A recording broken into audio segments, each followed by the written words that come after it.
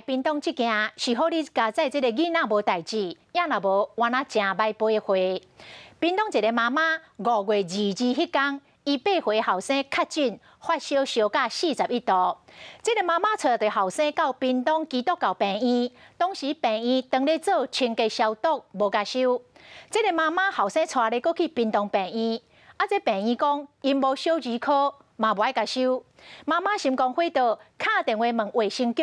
问到一间保健病院，佮开车撞到这个保健病院，但是病院讲无接到通知，嘛无爱甲收，这真正是会气死人。这妈妈切心咯，放弃屏东，直接冲到高雄的中家病院，才总算看到医生。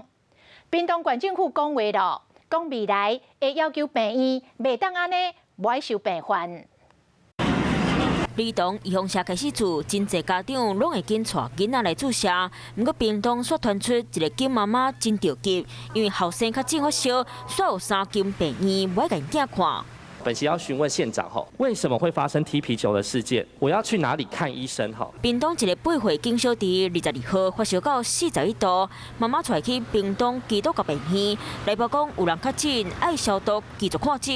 尾仔妈妈阁走去卫福部屏东病院，医方讲无小儿科，无咧共看。打电话予卫生局协调，卫生局保证保健病院一定收。想到塞车到位了后，病院讲无接到卫生局电话，目继续看诊。韩文22家医院重申，倘遇有危急病人，应依医疗法等相关规定，先予以适当急救或采取必要措施。评级，我们也要求他未来类似这样的个案不准以外，要求部立屏东医院比基于一个公立医院不应该有这样的服务态度，更不应该是卫生局打电话他们才要回应。